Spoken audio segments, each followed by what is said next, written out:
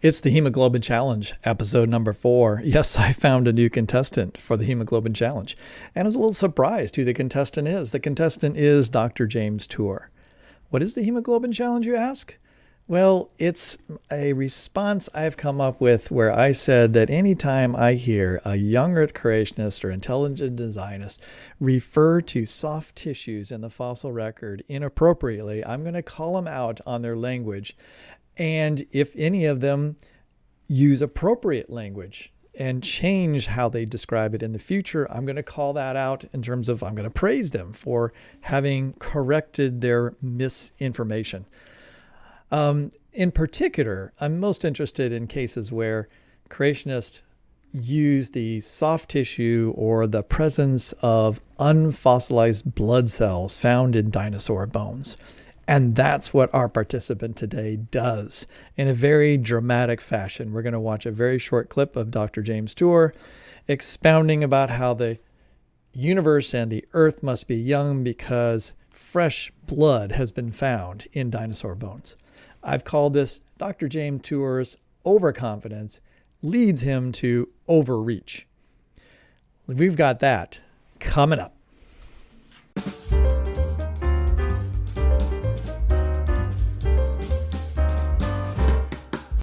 So I'm watching a short video that was posted on Evidence and Reasons Academy, all right, by a friend of mine. And I know that he very much likes Dr. James Tour, and creationists really love his stuff on intelligent design and the fact that he's an eminent scientist speaking out for creation and the evidence of creation in the world around us. But even an eminent scientist can overspeak and overreach, think that they know something that they don't know. In this case, I think Dr. James Tour doesn't know the literature and is relying on young Earth creationist literature to inform himself, which unfortunately can lead to one to serious error without realizing it. So let's take a look at what Dr. James Tour has to say. And then essentially I'm going to issue my Hemoglobin Challenge to Dr. James Tour as I'll say a kindly reminder to maybe look a little bit further into the nature of soft tissue preservation and to use the appropriate language when describing it, not to overreach in one's words. You can mix these two under different conditions, what they're going to do and what they're not going to do. You know what molecules do.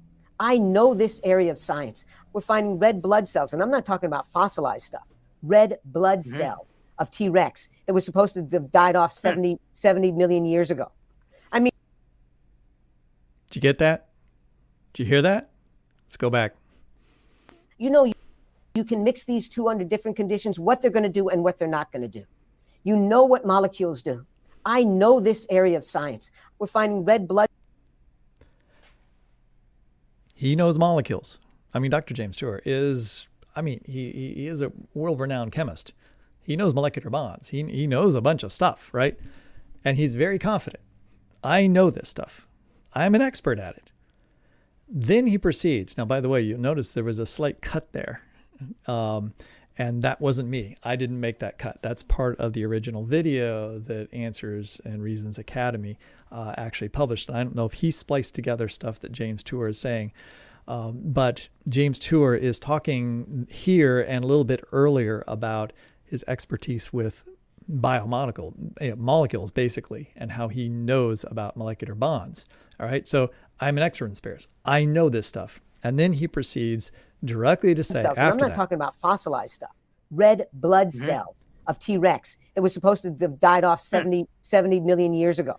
We're finding blood cells in dinosaur bones. And he explicitly says unfossilized blood cells. All right? Red blood cells.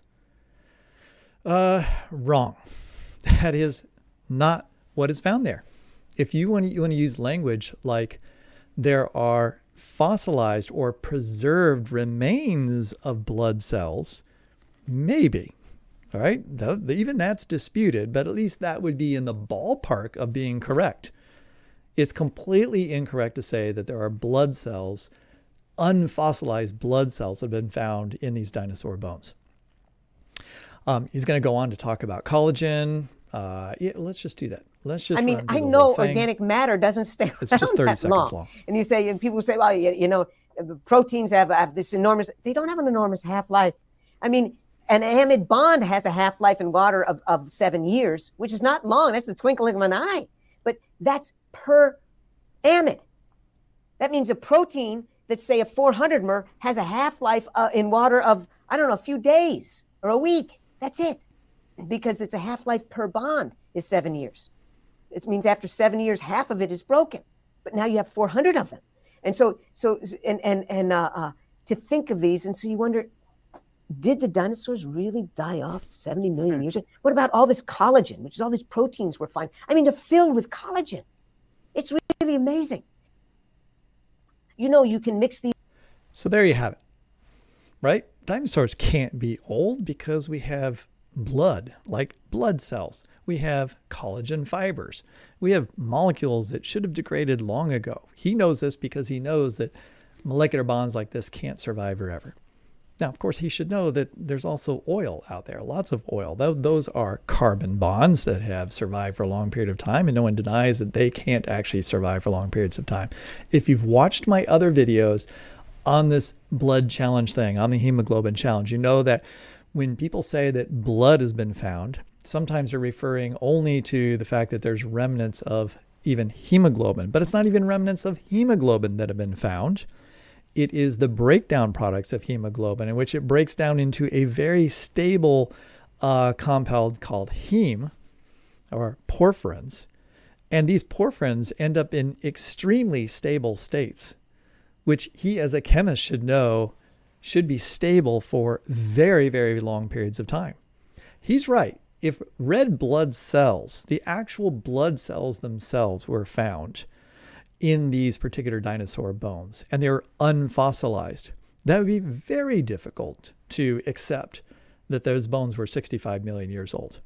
What Dr. Tuor has done here is he's taken the most generic description from young Earth creationists, in which they have been very loose with their language about what exactly has been found in those bones, and assumed it to be true, I guess, but then placed his reputation on this by saying, I'm an expert in this, and here's what we have found, as if he knows that this is what's been found in those bones, that there's been red blood cells found.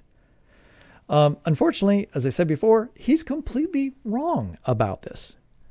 Red blood cells as unfossilized cells have not been recovered from dinosaur bones. There is remains or modified remains of soft tissues or evidence of soft tissue that have been found in dinosaur bones. But soft tissue doesn't necessarily mean that all the original biomolecules are there. Many of those biomolecules have been replaced by other items. Now, he does talk about collagen. Yes, there has been collagen found, remnants, but it's remnants of collagen, not long strands of full versions of collagen. Collagen, again, made of protein, made of amino acids. The amino acids have been modified over time. So they have decayed in a way, but they've decayed into extremely stable, into some constituent parts that still have enough similarity to, or at least enough of the signature of what amino acid was probably present at that particular position, such that we can actually put together some strings of amino acids and sequence these collagen fibers. It doesn't mean that all the molecular bonds are still present. Many of those bonds have been, as I said, modified. Instead of having single bonds, there's now double bonds in different places, providing this final, really robust molecule that's more resistant to further decay. It's the same thing that happens with hemoglobin. Right? Hemoglobin is this huge atom. And what has been found in places where we have preserved blood, and I've shown you the mosquito example and several others where it's been claimed that blood has been found. No, I want creationists and others to not use the word blood because it miscommunicates information. It miscommunicates, and it gives the impression in the person hearing it that actual blood has been found. Like blood, like I just cut myself open and there are some blood cells. No, it's the decayed remains of blood such that there's still things left there that we're able to use to identify that blood was there, right?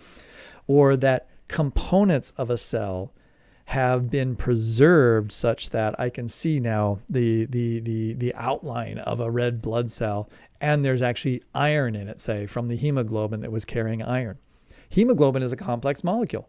I've shown it before in the past. I'm not going to go through that whole exercise again, but it has a large number of amino acids. It's a protein that has a core inside the heme unit, and that heme unit, everything else is decayed around it. The amino acids are decayed. He's right. Those amino acids that are part of the hemoglobin molecule don't seem to survive over extraordinary long periods of time, although much longer than he suggests. It's going to be more than just a few years.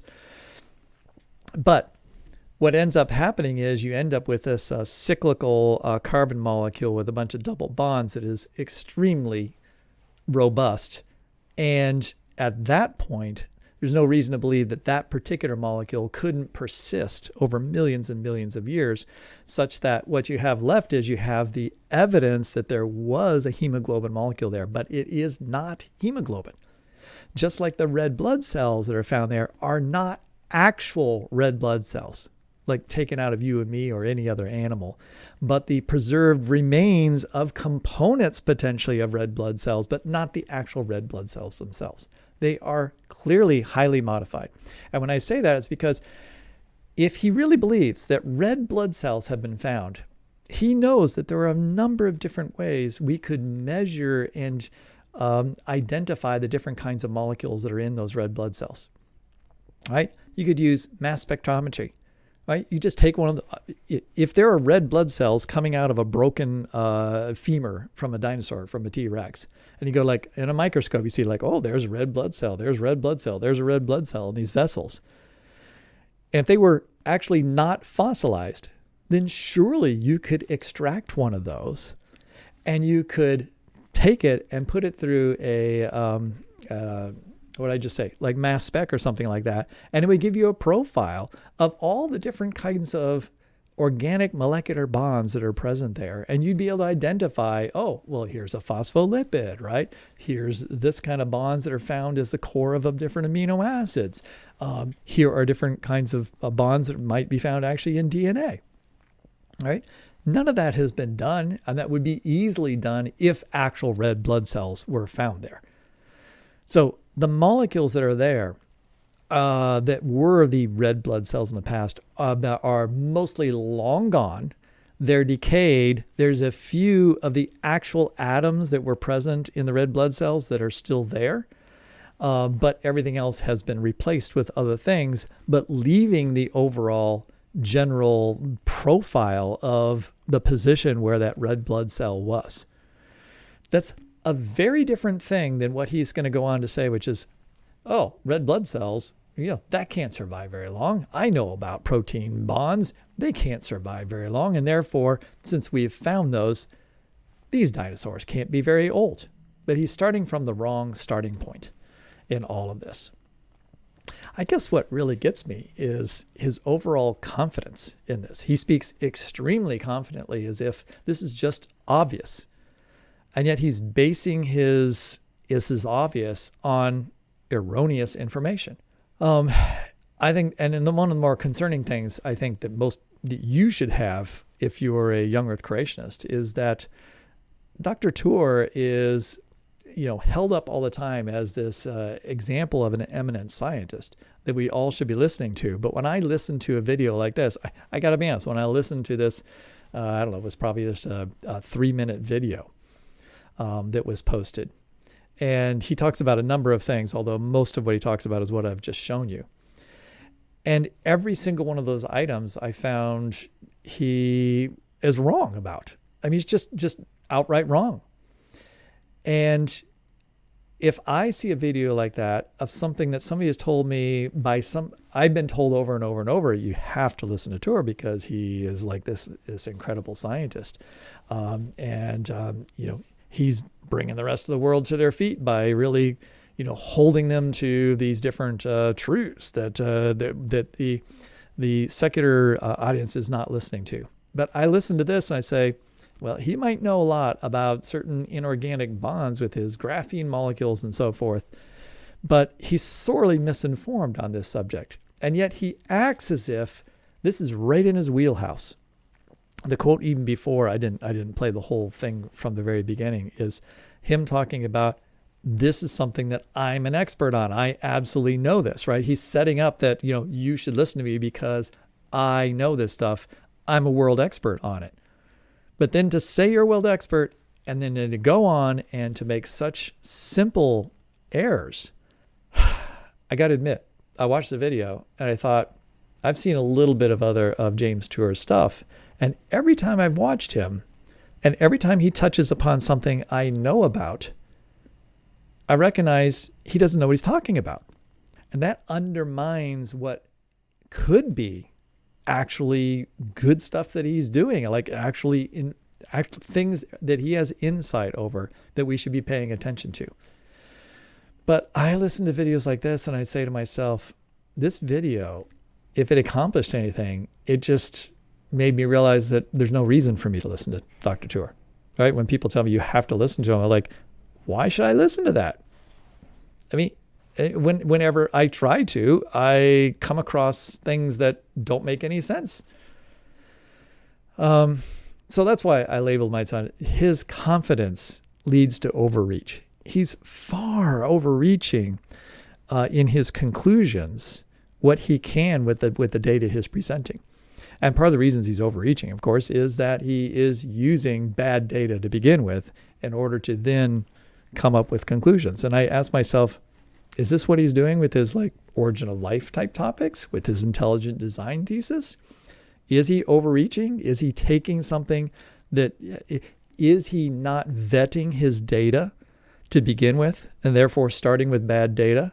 And so when he tells me something that I should believe because of X, Y, and Z, must I believe it if I don't trust his original data? I guess I should put it away. I don't trust that he has vetted his original data. Because if he can be fooled so easily by this red blood cell claim, which is out there all over the place. I mean, young Earth creationist material use this very basic language that makes you believe that they've actually found actual red blood cells that are unfossilized, right? Careful young Earth creationists will qualify their statements and acknowledge the nature of what's been found in terms of soft tissues. But if James Tour is just simply listening and falling into the same traps, then he very well may be falling in the same traps with all the other topics that he wishes to discuss. Anyway, the challenge is to Dr. Tour is to educate yourself just a little bit about what soft preservation or soft tissue preservation is. There's many different categories of soft tissue preservation. And only one very specialized category is the actual preservation of the original biomolecules themselves. And even within that category, the original preservation of those biomolecules doesn't always mean in exactly the same molecular conformation. It can still mean that it's been rearranged. The molecules have been somewhat modified. The question is how modified. And that's what that's what I'm really interested in, is how much of the original material in the original condition is found. In most cases, preservation of soft tissue simply means that you have an impression of soft tissue, or that you have an organ where you can recognize that particular organ, but the organ isn't the actual literal original biomolecules themselves. It's the impression of where that organ was or the shape of that, just like a bone would be, right? You can have a soft tissue preservation of the tissues becoming fossilized and therefore representing what originally was there, just like a fossilized bone represents what originally was there. Now, many dinosaur bones do have a combination of complete replacement with inorganic material, but maybe in the core of that bone, there can be, remains of and most replacement of inorganic materials, but there's still organic material that represents actual atoms from the original material that was there. But rarely would we say that every molecule is attached by bonds in the exact same configuration it was when it was present. And I'll just go back and I'll say it again. If they were, we would be able to investigate that. Right? All these people that say like, hey, I found soft tissue here. Get a microscope out, do the work of actually pulling out the cells, and do further analysis. There's all kinds of stuff you could do as a biologist with it. And yet those types of things are never reported because, as you always find out, right? It's like, no, there isn't phospholipids there. I mean, to make a red blood cell, you'd have to have a plasma membrane. Plasma membrane in all cells, all right, of all living things on Earth today are made up of phospholipids, or it's a primary molecule in a plasma membrane. And those phospholipids, we would certainly expect to be also in dinosaurs and in red blood cells. And phospholipids are basically an oil, right, with a phosphate group that is polar versus non-polar, like the oil chain. If there were phospholipids, and there were let's say, if there were red blood cells in that dinosaur bone, I'd just pick out those red blood cells, and I could do an extraction of phospholipids. And you could show that, like, here's the phospholipid, right? This phospholipid has the molecular nature and bonds that all other phospholipids have today. I don't see any of that analysis in the literature. Nobody's pulled out a phospholipid from these red blood cells.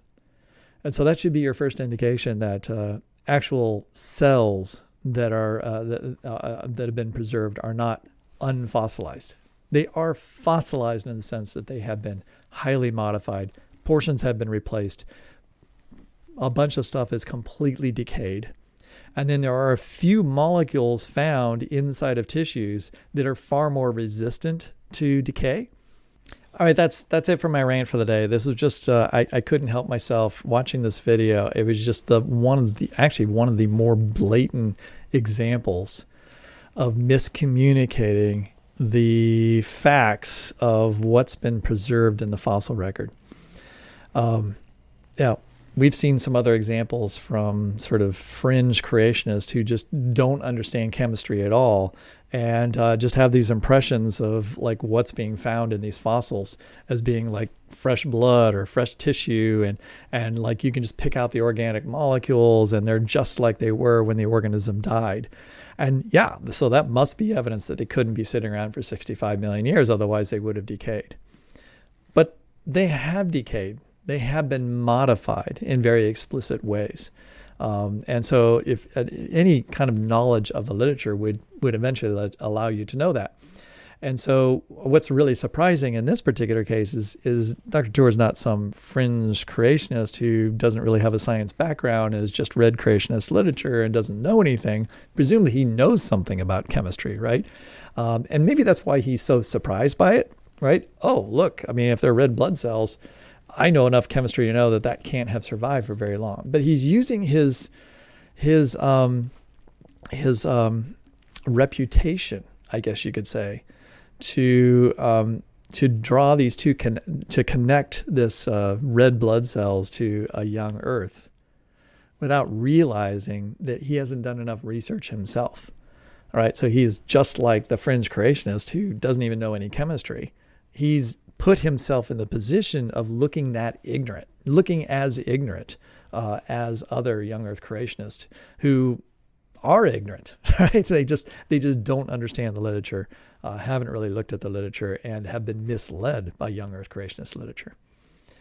And so I trust that if Dr. Tour is a smart guy and that he can look at the literature on soft tissue preservation, what has actually been found there, what actual chemistry has been done in terms of elucidating the actual molecular bonds of these particular molecules and what the nature of them is and how they've been modified, and all the different literature there is about how modification of molecules occurs over time in different environments.